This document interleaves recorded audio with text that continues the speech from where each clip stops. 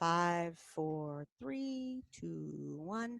Hi, everybody. It's Lee, the extract director, and I want to introduce Nathan and Paige and JD. They are going to talk about Agents of S.H.I.E.L.D., our last season, which we're really going to miss, and potentially what might happen or could happen with Agent Carter.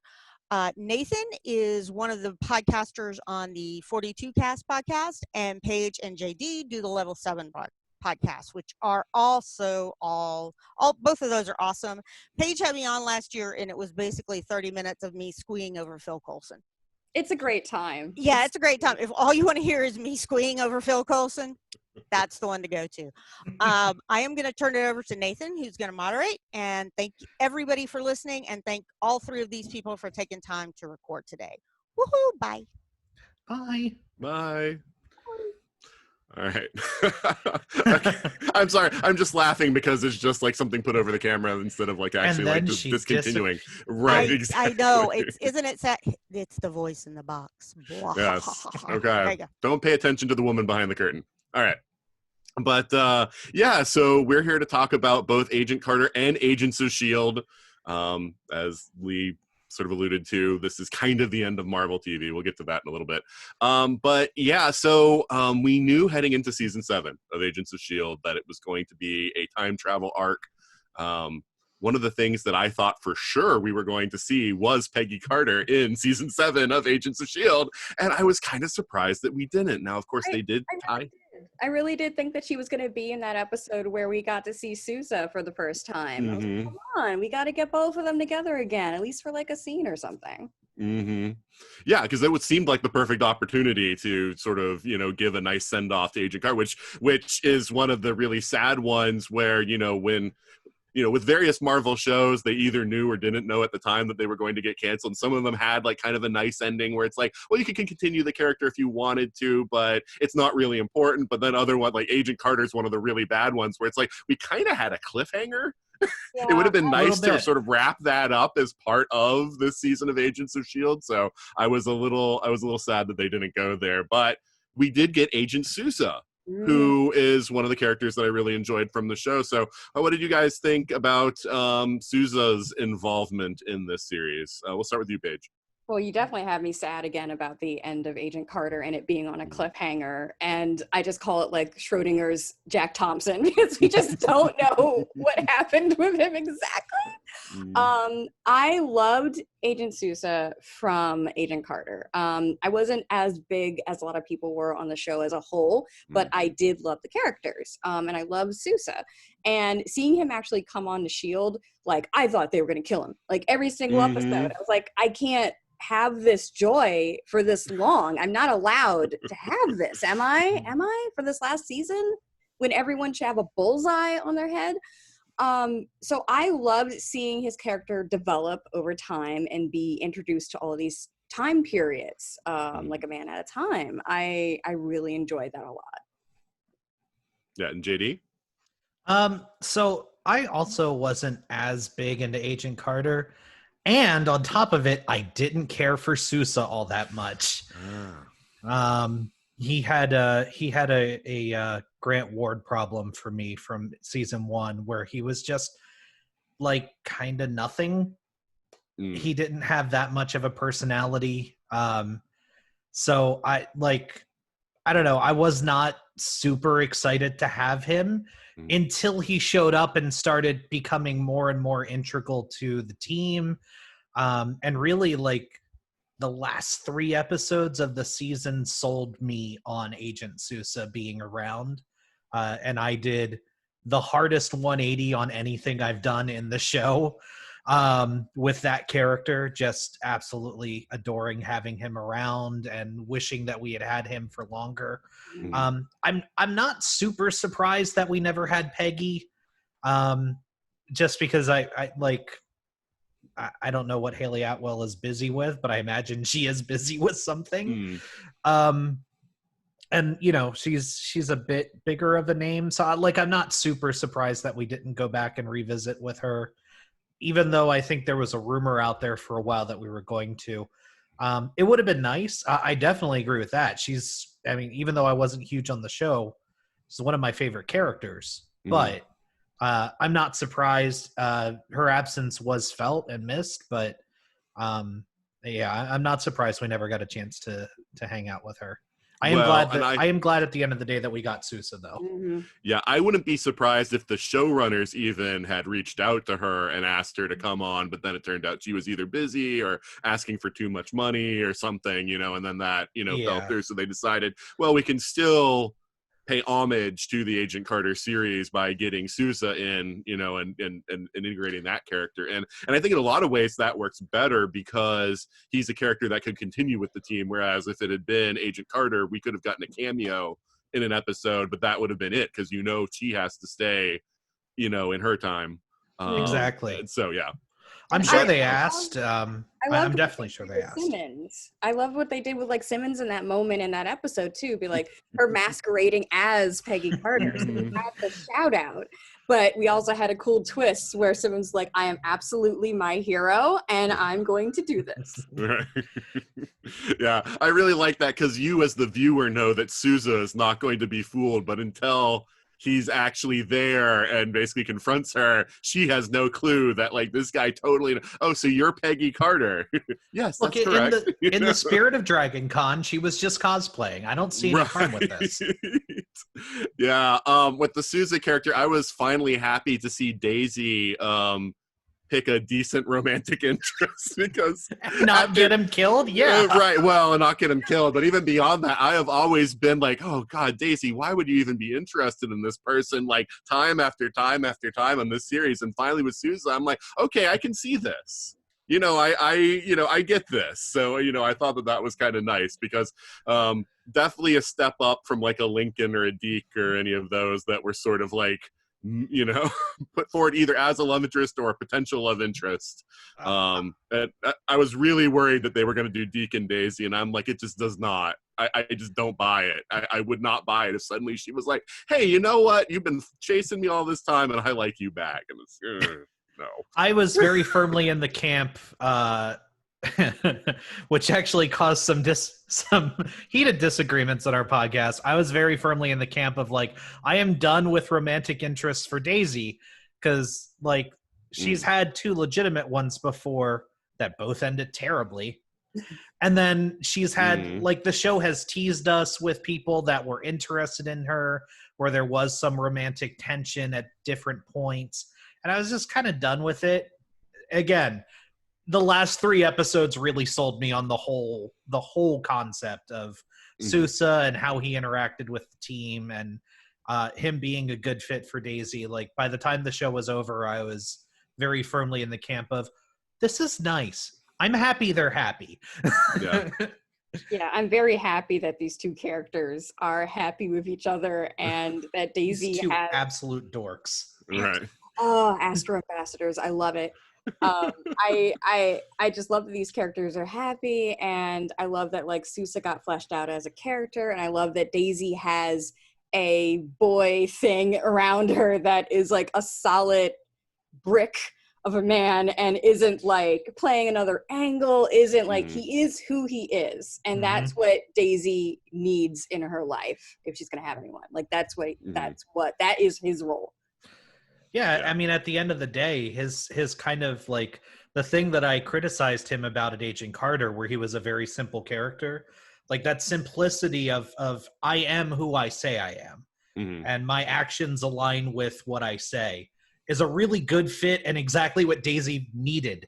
So, like, yeah, in the end, the criticism that I had of Sousa actually really works well for Daisy and making that feel really good, a really good fit for them. Yeah, I love some of the like the nice little touches they put in at the end, like he actually writes letters.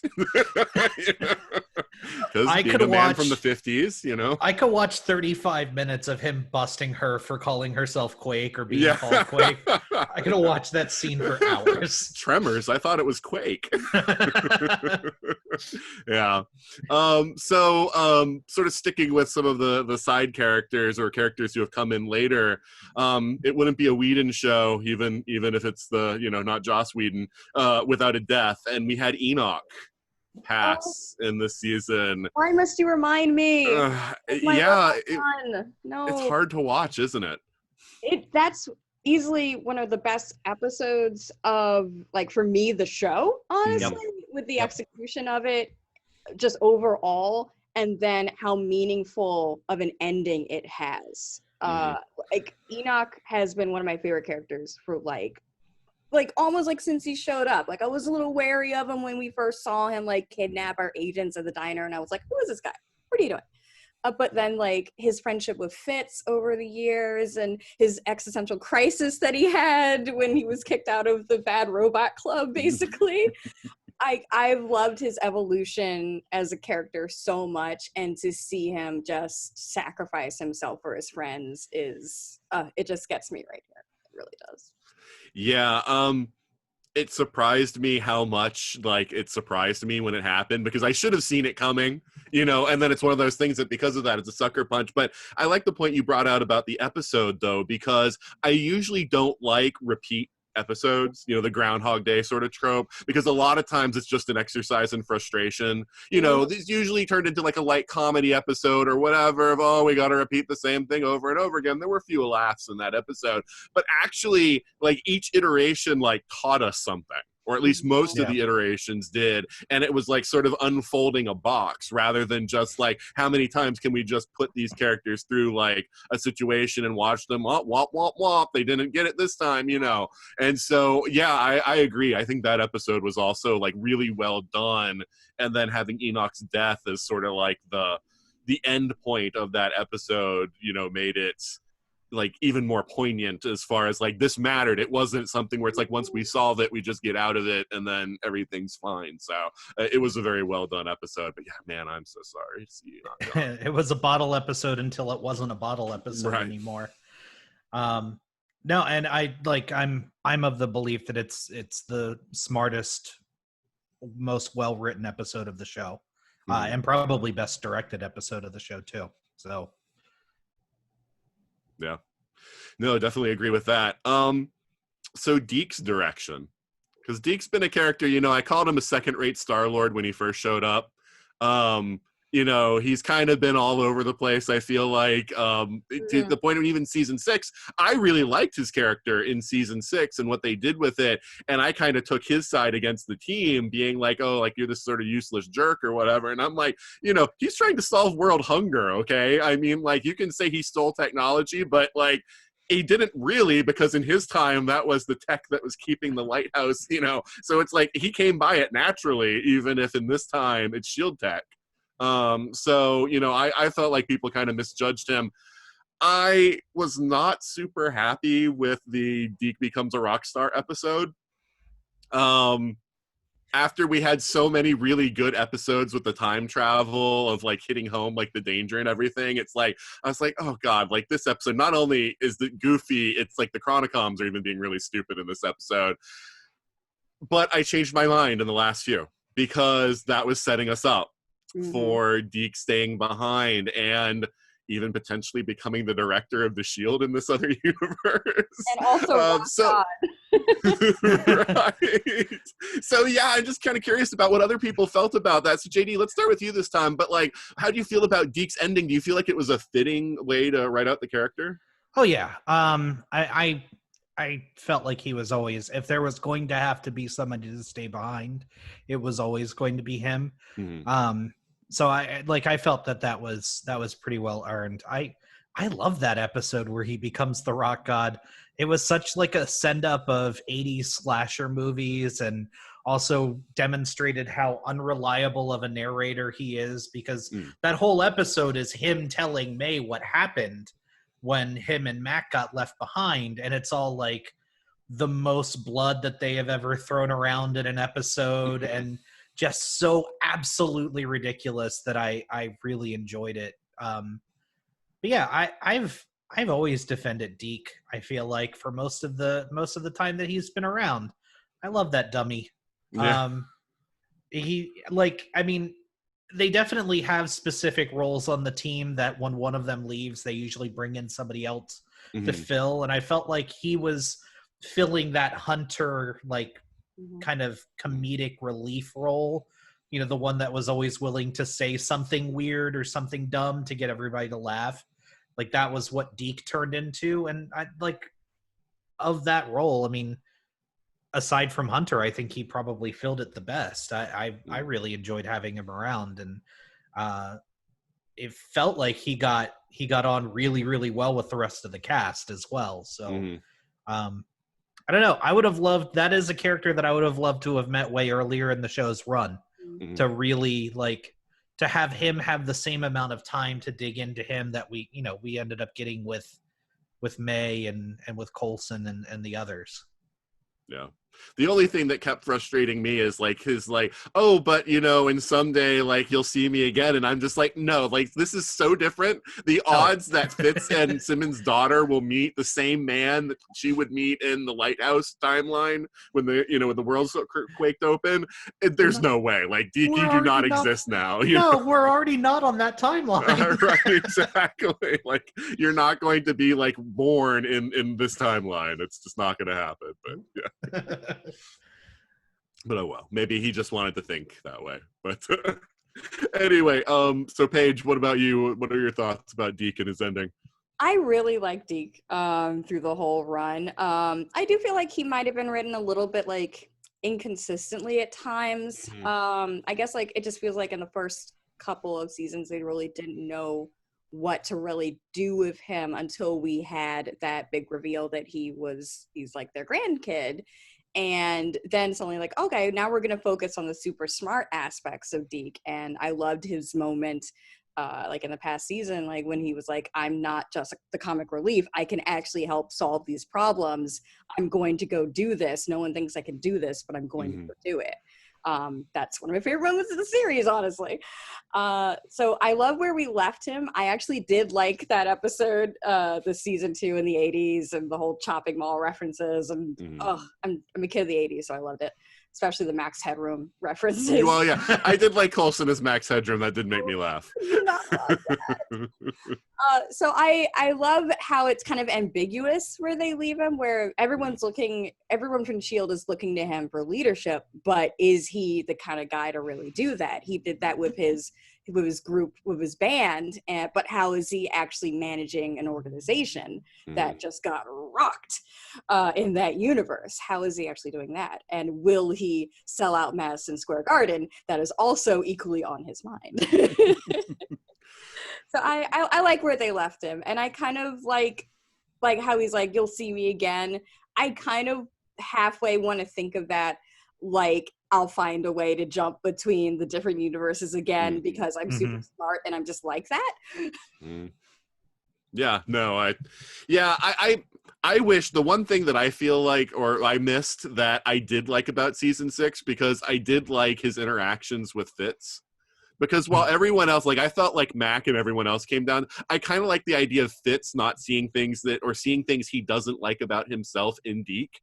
And so how he becomes so hard on Deke, the whole like, but he's an idiot, thing that like, Fitz says. And I found those interactions to be really, because Simmons is just so like happy with the idea of, I have this grandchild and it's a proof of like Fitz and I, having a child in the future and everything, that she like never is, questioning Deke or anything about that. But it was kind of sad that we did not have Fitz until the very end, so that we couldn't get any more of those interactions. That said, apparently Jeff Ward does a really solid Fitz impression, so he could have just pretended to be Fitz the entire season.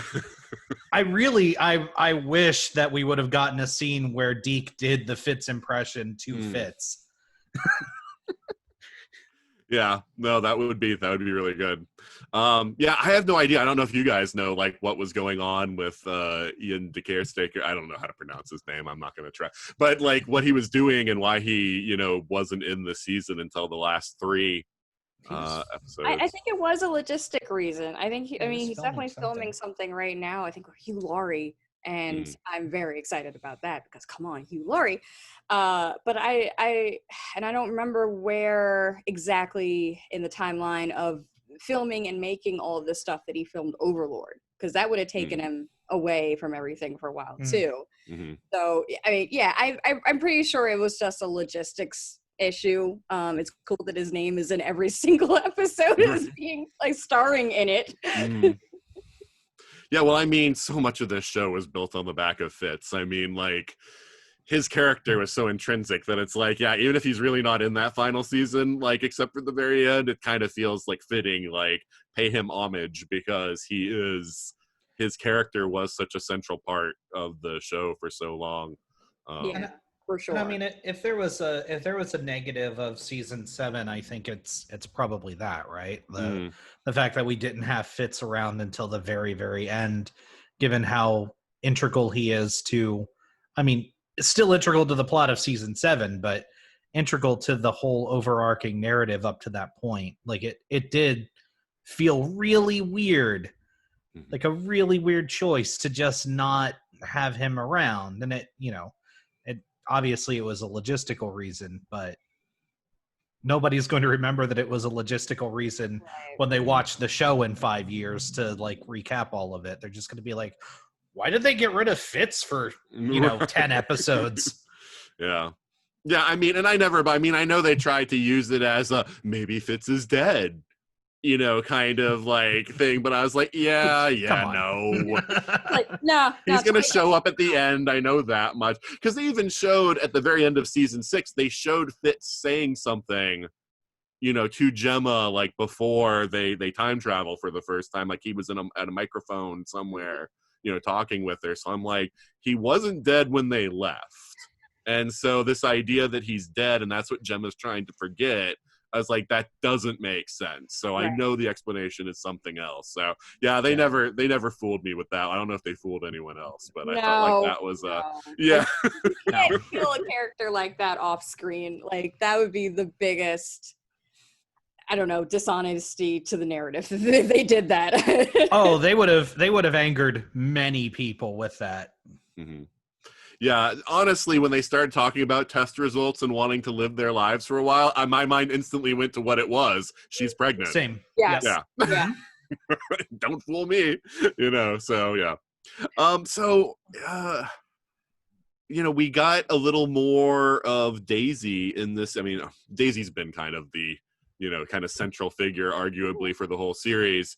But we got to revisit with her mother, with Jiang, and find out that she has a sister and all of that kind of stuff. So, do you feel like that was a good, point to giving her some closure with that whole aspect, and then giving her the sister as someone as Daisy being like this person who had been orphaned and wasn't allowed to connect, and in fact had to mind wipe her father and just sort of watch that from a distance and all of that? Was it good that we kind of left things with, she now has this, because she saw her mother as a good person and got to see a little bit of that. She saw her sister, did okay.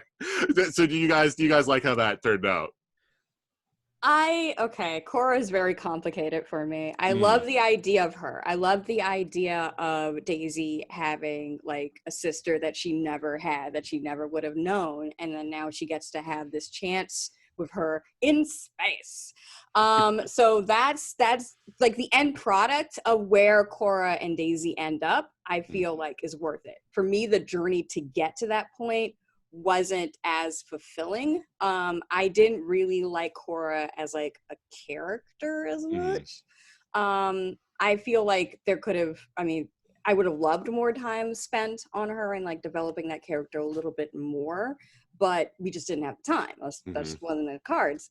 But I did like seeing Jiang again, and seeing her genuinely like try to get through to Cora, and seeing like a what if situation, like, oh, this ended really badly in Daisy's timeline, but here's like another version where she actually gets to live. Oh, what happens here?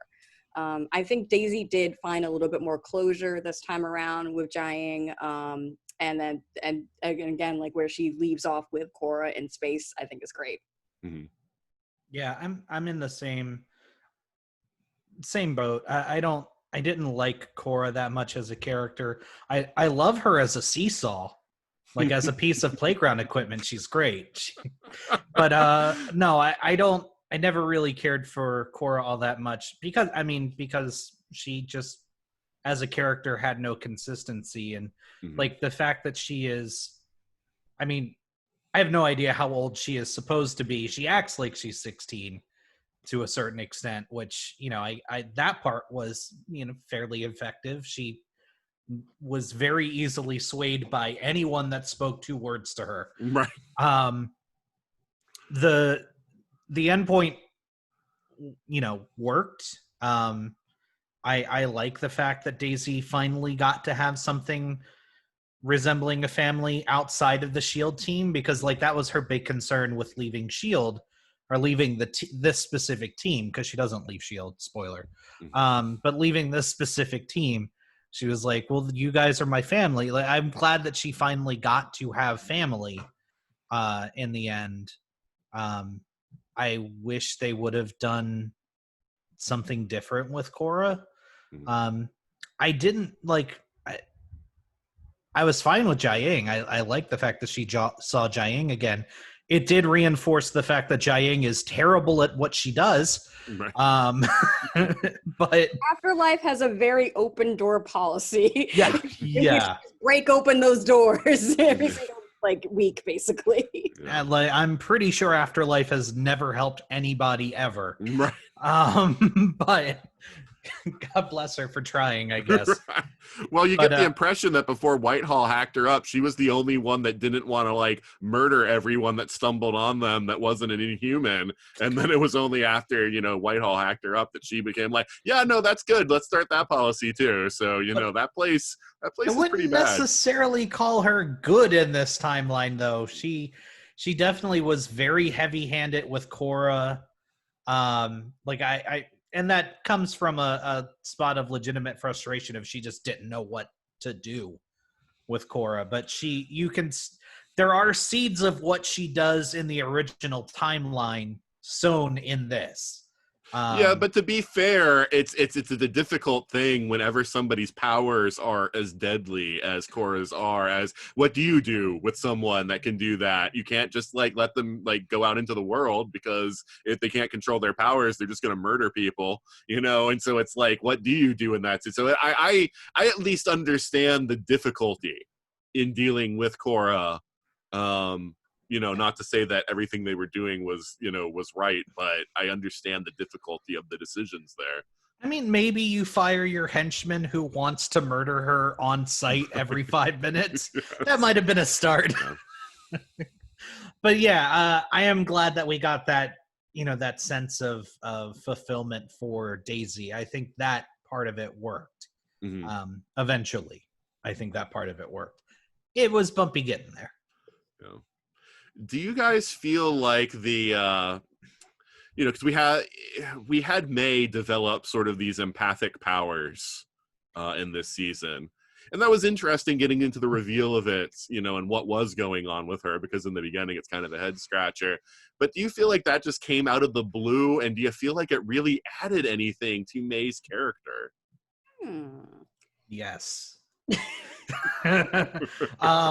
I mean, it did come, kind of come out of the blue. It made internal logistic sense with,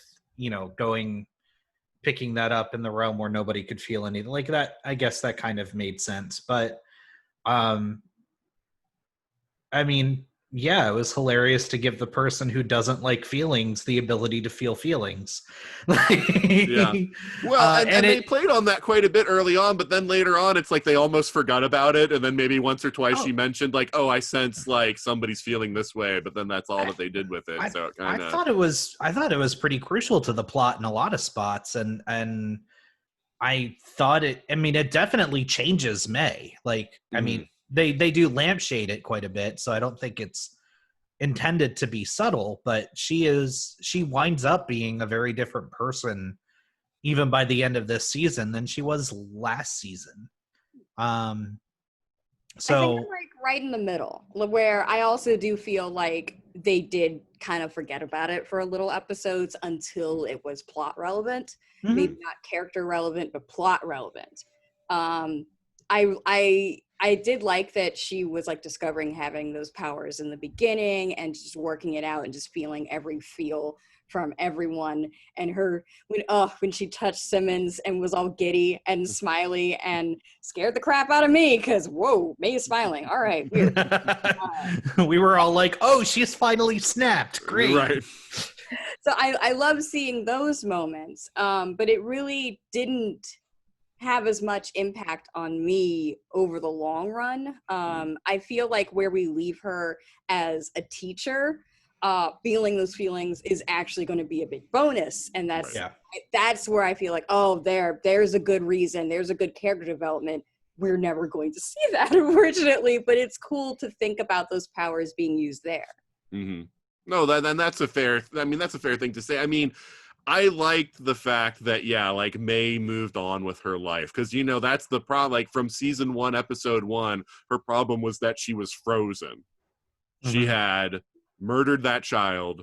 It took us a long time to figure out exactly what happened there, but she had murdered that child, and her life ended basically, and she was just going through the motions. And so now she's kind of like moved on. Like, I'm no longer the cavalry.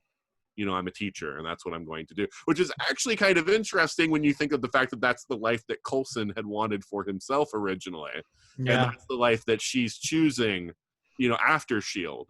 And the only thing that I really liked about the idea of her being an empath was the idea that if Coulson's going to be an LMD now, he's the only person she can be 100% genuine with. Yeah. And so with me being like, okay, well, they made me a believer in season 5 on May. But for 4 years, I was like, I don't want to see May and Coulson together. And then season 5, they kind of did that. And I was then like, oh, okay, I guess it works. But, we kill him off. So, But I like how they did it. I also was a little skeptical at first on the May and Coulson relationship, but then I grew to really like it over time. And I actually like where they leave it off. Like, they had their time. It was good for each other. And then these two characters are fundamentally different after that. And they might start up something again. They might not. One's a robot. Maybe May's into robots now. You don't know. Let's not judge her. But the thing is, because she can't sense him, like, he would never overpower her emotions. Exactly. And so like they could have like an actual legitimate relationship in a way. Like, now, because of the way that other people like affect her, like her relationships with people are always going to be like sort of overshadowed by the fact of she's feeling what they're feeling. And so I felt like that kind of gives them an equal footing to be on in a relationship that is kind of nice. So I still kind of like the idea. And she was even saying like, oh, like if you're ever in town, come by and visit me. Yeah. And so I'm like, yeah, they're going there. Yeah. I mean, she definitely does want him to stick around and teach also. Yeah. There are ulterior motives for that. Sure. At his own academy. Just goes to sign every day. Like, I wonder whose academy this is. It's so weird. I just can't find any signage for it on whose academy this is. It was cool of them to put that academy in what looked like a subway station, though. Right. Why is it underground? Why do you have to walk? All right, anyway. Yeah. I'm a little surprised with Coulson that they decided not to go, because there were the hints that something might happen with Coulson. He might choose a different path or whatever. We never really get like any sense that he's being tempted by the Chronicoms or anything, because he's Coulson. He's Phil Coulson. He's too like down to earth and like grounded for that, kind of thing. But it's in a Chekhov's gun kind of way. I'm surprised they sort of introduced the concept of, oh, you're going to see that humans really aren't, they're weak and don't choose correctly. And once you realize that you're an immortal robot, you'll side with us. And then they never, went anywhere with that. He was like, no, I won't, I guess. Right, exactly. They did also kind of like, again, in the time loop episode, him having like those crises over and over, seeing his friends die, and this whole choice to be brought back as an LMD, not even really being his choice to begin with. I was hoping they would go into that maybe a little bit more, and at the end he would just decide to be like, hey, I'm outie. Like, I'm done. Like, this whole thing went against original Coulson's wishes. So, like, I am Dunyan rings with this. Like, I'm out. Like, I don't know. I feel like there could have been a little bit more development on that after the time loop episode for me. Yeah, I mean, it's one of the problems with them shortening the seasons, I think, is we get less of that kind of development that they could have had in a 22-episode season. So, yeah, a few times we see him questioning this existence. He doesn't like the fact that he can be turned off, understandably and things like that. But then, yeah, that poor time loop episode when he's like, how many times did it take you to figure it out this time? I love how salty he was every single time. Anytime they lost time and he had to explain himself again. Right.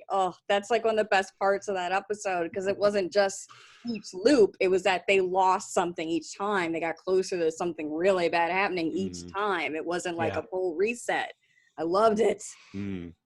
But of course, the most important thing to happen with Coulson this season was that he got Lola back at the end. So important to me.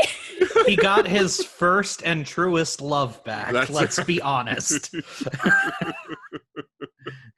Y'all were shipping the wrong couple the whole time.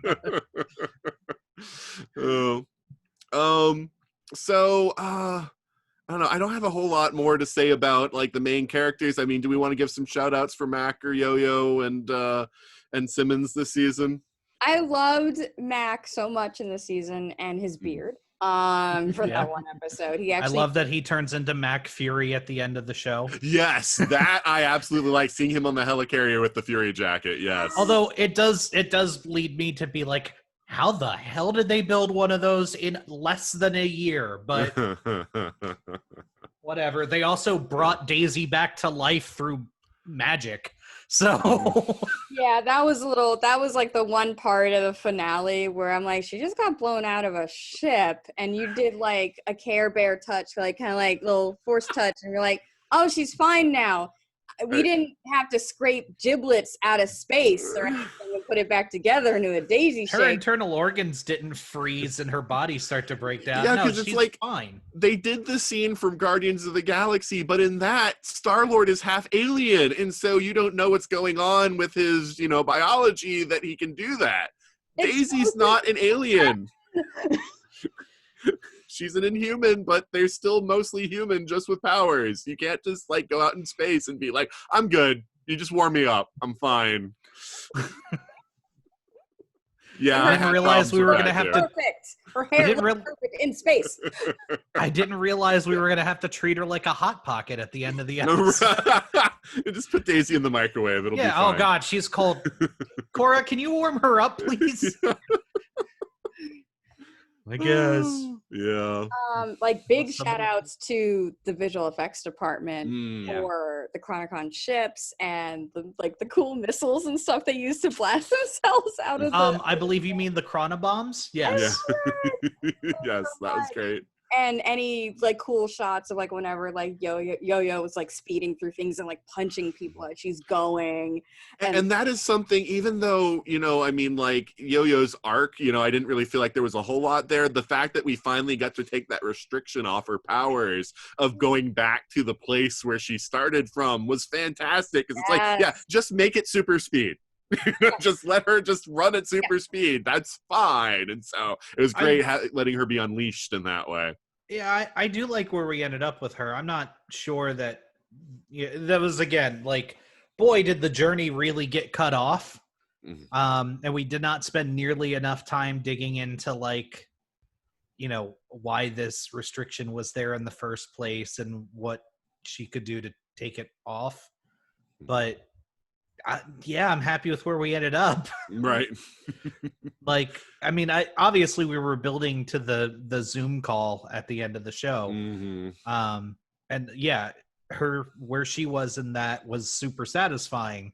So I was very happy about that. But it's that whole arc with her losing her power for arbitrary reasons and then gaining it back for equally as arbitrary reason.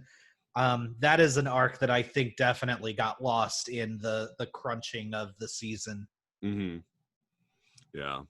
Yeah, I know that scene at the end, though. I mean, that is really the emotional like point there for all of us who have been watching for 7 years and getting to that point. And I mean, as much as I was disappointed that Enoch died this season, I was glad to see that all of the characters that have been there since season 2, at least, are still there, right? They all get to meet, and even though technically, apparently, we prophesied that they'll never be in the same room together ever again all together, they can still meet up and still chat and still do things together. Well, And you know, I mean, so they're not all in the same room together because Deke is gone, but right.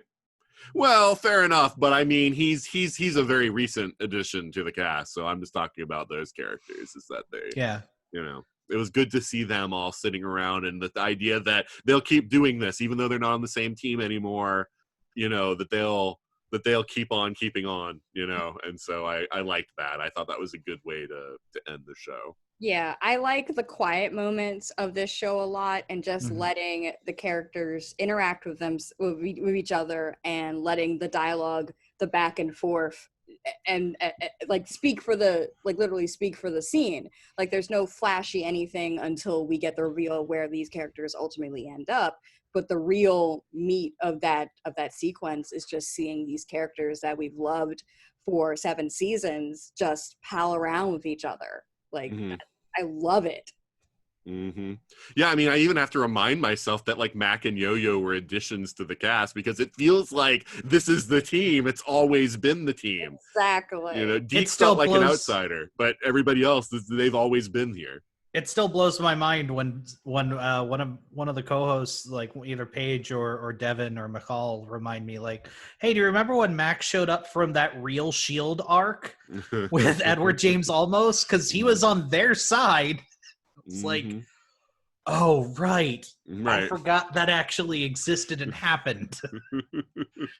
Yep. And Yo-Yo's from what, season 3? Yeah, I realized after I said like they've been with us in season 2, but you're right. Yeah, Yo-Yo actually was introduced in season 3. But this feels like the core team. Like these Mhm. are the characters Yeah. who loved the whole thing. Yeah, Mac and Yo-Yo integrated so well in that it just feels like this is the team. I mean, actually, really, one of my big disappointments, and I mean, I don't think we have time to talk about what we wanted to see in season 7 that much, is that we didn't get Bobby and Hunter for an episode. Yes. I would have loved to have seen them again, or at least get like a mention or something. But A also- shout out. I would have also loved for Ward. We didn't get any. Yeah, I was really expecting with time travel we were going to get Ward. I would have settled for Infant Ward. But like we also like they never shouted out Trip again, and I would have loved for a Trip shout out. I would have loved for like you said, even mentioning Hunter, who was around not even 2 seasons ago in an episode, to get a shout out. Bobby to get a shout out. Like those are characters. Deathlock to get a shout out because we never circled back around with him since, again, I think season 5, right? Yeah, he showed up in episode 100 to like drop off a bunch of more random Shield people. It's like every time they're like Shield has been completely wiped out, they're always like, oh, but there's like 50 more agents we found somewhere. We're gonna put them. They just they pop up. What can I say? Exactly. We didn't even talk about Garrett. About it. Oh, John beautiful, Garrett again, and how beautiful baby Garrett. Yeah. It's like, hey, I'm gonna be one of the good guys now. It's like he's such a dirt guy. It's like whatever way the winds are blowing, that's the way I'm going to. I love that nerd. I loved him so much. I loved this version of John Garrett so much. I love the actor playing him, obviously, because it was so perfect. And that goofy grin, you gotta love it. And just like how great he was. And my girl Victoria Hand coming in at the end, I was sad. That was nice. But if it was by anyone, I mean, it was cool that they paid off something from season 1, right? Well, yeah, that's what I'm saying though. It was nice to see her. Like when they only have 13 episodes and they can't fit everyone in, it's at least nice that they give some scenes to different characters. But the other one I was kind of surprised of on the bad guy side is I thought for sure we'd see Whitehall, at some point as a villain, because he's been around for so long that it's like you could very easily work him into a time travel story, and even get the same actor back, because it's like, oh yeah, I stole de-aging, so but yeah, we didn't see him either. But yeah, I think because we're running short on time, we're gonna have to talk about the end of Marvel TV. And yes, before someone points it out, I do realize that on Hulu there's going to be a Hellstorm series that is technically the last project from Marvel TV. But that's going to last one season because Kevin Feige's now in charge of everything, and he's not going to have any of Jeff Loeb's old stuff like hanging around. So yeah, there's all those other Hulu shows. Like, weren't they going to do like Howard the Duck and like all these other things? And then they were just like, oops, what shows? right, exactly. So Hellstorm was far enough along that that first season will get aired at some point. But you know, I see Agents of Shield ending as kind of like the true end of Marvel TV because it was also the first, and it lasted the longest. Yeah. So, you know, we've had all the Marvel Netflix stuff. We had Agent Carter. We had Cloak and Dagger and Runaways. They've all come and gone. Hey, But you can't forget about Inhumans and the damage that caused. Oh, I almost forgot about Inhumans. You had to bring it back. I almost pushed it out of my mind. I actually labeled my titled my podcast episode for that. I watched it so you don't have to. If anyone wants to go back and listen to like 8 hours of us suffering, if you've listened to this and are like, well, these guys are all right, but I really want to hear what it sounds like when they're having a bad time. We covered Inhumans, every single episode of it. You can find it on our podcast stream, and we hated it. Okay. So yeah, I mean, so No, what do you? I have been listening but muted, and I just have to say, what Inhumans? There was no Inhumans. What happened? No. Right. All I know is that they took 8 hours, or 45 minutes times 8, and made something that no one would like, and put it into IMAX. and then they're like, yeah, well, we weren't really invested in Inhumans. I'm like, dude, you had a movie on that screen. I saw that screen first. Yeah. Well, yeah. I mean, phase it was. Yeah. Inhumans was the symptom of the infighting between Marvel TV and Marvel Films, and that's all I'm going to say about that. Is that was a mess. But yeah. So Marvel TV's ending. You know, from now on, Kevin Feige is going to control all Marvel. In fact, he's even controlling the comics content out of Marvel now. And at least in the near term, all the television projects for Marvel are going to be on Disney Plus. Yeah. So there's been a lot of discussion back and forth about what this means. And I guess my question for you guys is, do you think that we'll ever see any of that Marvel TV legacy again? Like, will it show up, in the other or do you think like basically they'll just ignore anything that Agents of S.H.I.E.L.D. did, or, the Netflix stuff and all that kind of stuff? If they were smart, they would. They would add these characters back into things. And if they didn't want to ignore the legacy of this incarnation of Marvel television, it would be smart if they did that. I don't think they will, and I'm very sad about it, but I think it would be a very good idea if they pursued some spin-offs, or if they just littered some characters or some mentions at the very least into the new products coming up.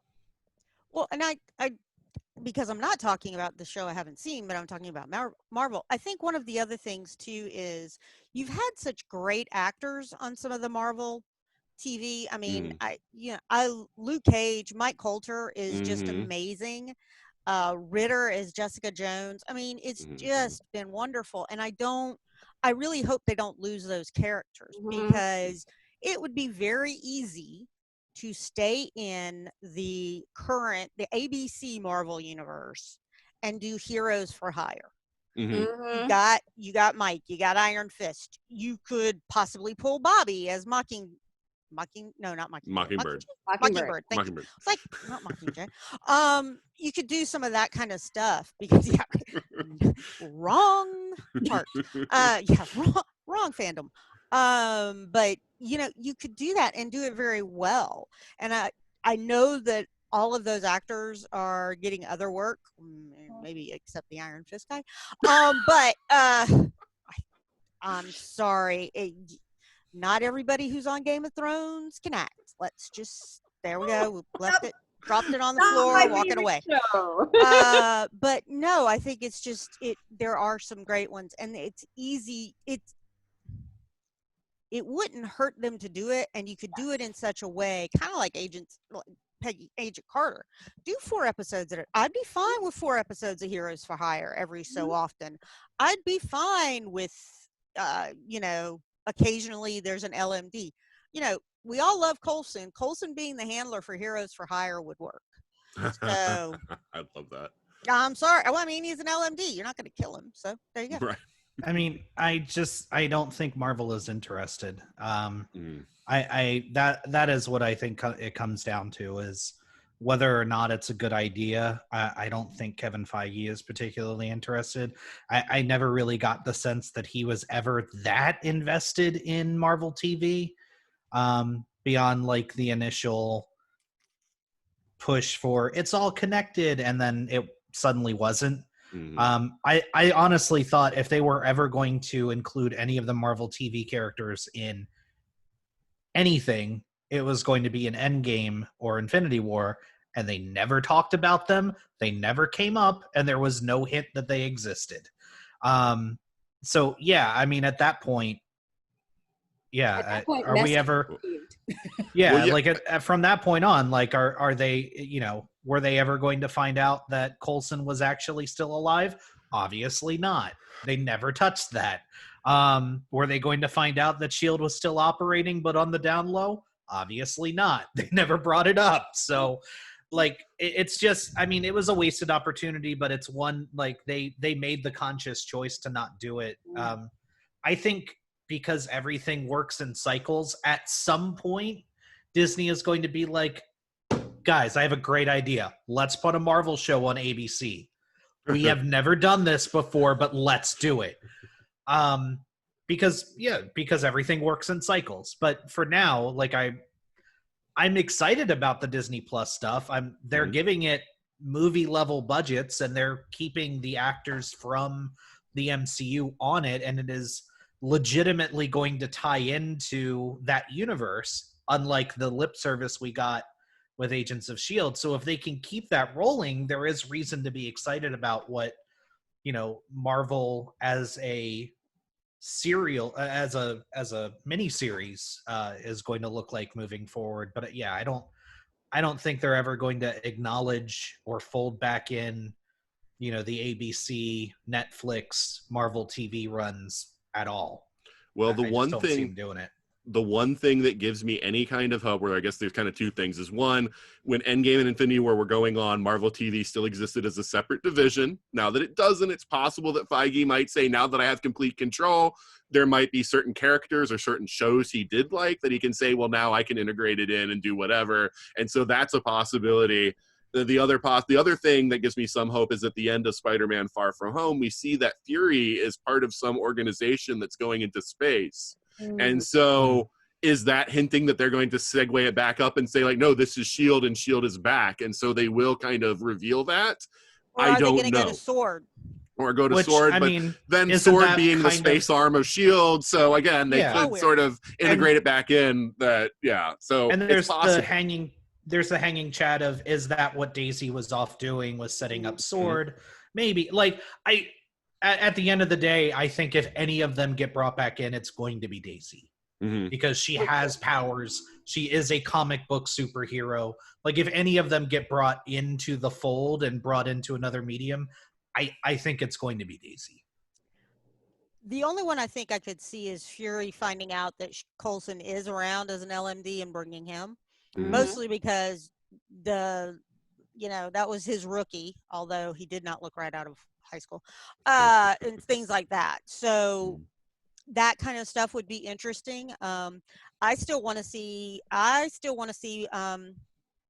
Budapest. I still want to see Coulson and Black Widow and Hawkeye figuring out. I don't even care if it's just a little bit somewhere else.